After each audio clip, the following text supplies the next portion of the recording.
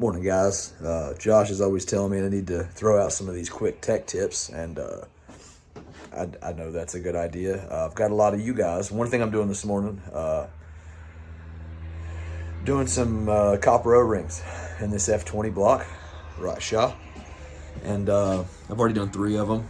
At this point, I just was kind of thinking, man, I had a couple of customers of mine get real nervous doing this, and several people driving all the way here for me to do them for them, and I figured I could kind of show you what you can do, how you can do it, what you can get away with, and not have issues. And I figured be a good tech tip for this Thursday. 1 second, let me rig y'all up here. Maybe do some adjustments on this bad boy if we need to. So here's what we got, guys. This is a sleeved F20C. It's got a O-ring groove cut in it. Guess I could have shown you that too, but let me do some adjustments here. Make sure y'all can see my pretty face. I shaved, it looks a little better. Still some gray. This is my wife and daughter's fault. Anyway, this is what we got. Big old roll of this copper wire. If I recall, this is, I want to say it's 040. It's early and my mind's just, I'm kind of retarded anyway. Can you say retarded? I don't know. Joel Grant said retarded, and he got totally like flamed by all of Cletus's buddies. So I said retarded too. Anyway, this is what it looks like right here. So when you cut this stuff with a pair of dikes, what I've got to do this with is pretty simple. I've got a pair of dikes. Is the word dike politically correct? Can I say dike? Anyway, these are dikes, side cutters, whatever you want to call them. A file. You can use your teeth if you want to as well. And I like my wooden hammer. I'm not using this side. Please don't use this side. I use this side. So what I like to do when I start with this wire right here, we got grooves cut in the top of these sleeves. And I guess I should say what this does is this is securing your head gasket.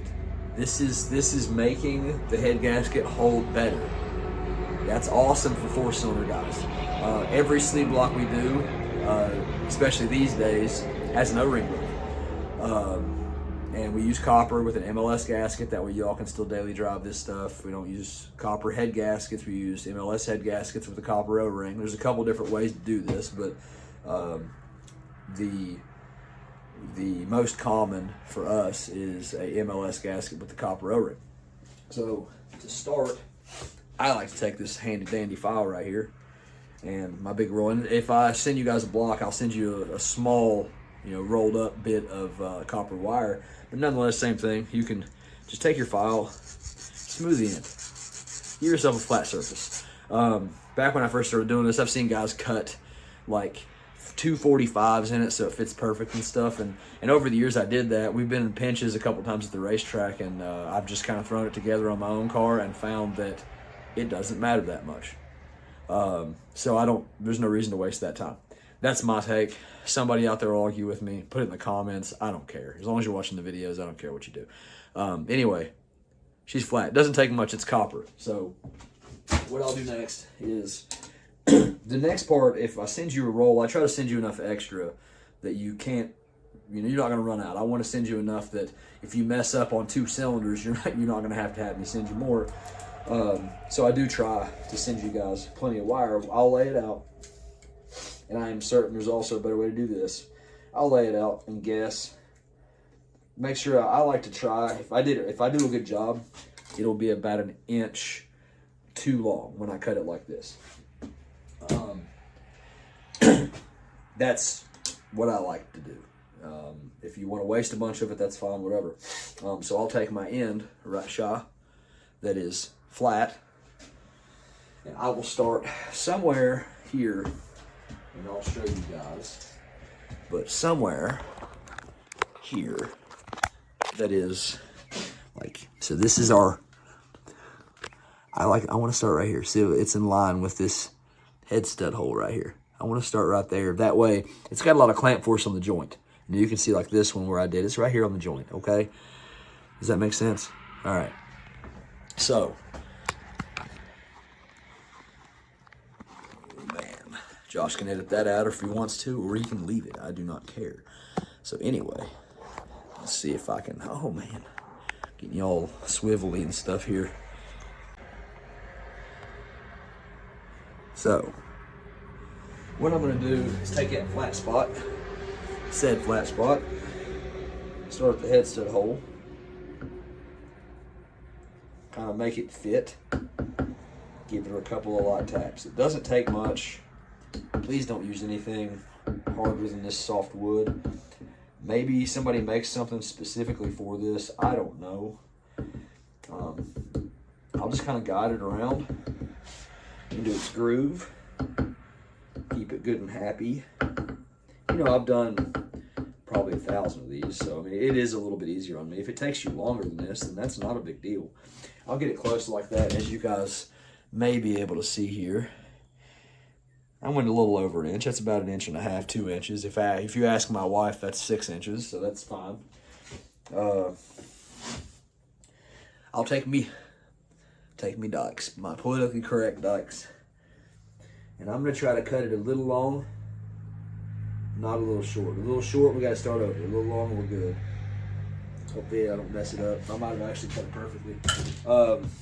So you can, if you wish, you can file that side too and try to make it perfect. In my experience, it doesn't seem to matter. The copper smushes so much when you clamp everything down that it fills the gap. When I say the gap, I don't want there to be a gap, but like when you cut it, it's gonna have a little one of these to it. It doesn't seem to matter that much. I try to do the one flat side because it's easy to do. It looks like I cut this one pretty decent. It's close. So what I'm gonna do, in my case here, I am gonna pull my file out and gently pull and just kind of smooth it out a little bit. Probably still a little bit long, but that's good. It gives me a little room to work with. Try your best to be a perfectionist on this. I struggle with it too. You can get away with a whole lot. You can't get away with a 16th gap. You know what I mean? You can't get away with that. Make sure everything stays down in. When you're done, everything should be nice and clean. Give you the finished product here on this block. You guys the finished product on this block. You can see there's no real space to it at all. Cylinder 1 here has the nastiest, but there's still no gap. So guys, that's how you do the O-rings. It's not that hard. It's a little intimidating at first, but pretty simple. Y'all, appreciate you watching. I'm gonna finish putting this beautiful thing together. Make sure you like and subscribe and all that crap to these videos. Y'all, hopefully you enjoyed this little quick how-to, and let you know not to worry about this kind of stuff if you have to do it yourself. Make sure you all like and subscribe. We're trying to be the next Cletus. Not really, I'm not at all. I just want to do tech tips and entertain you guys a little bit and have this stuff to show my kids one day. How retarded, I said retarded twice in one video. They're coming after me now. Anyway, y'all have a good day. Bless you.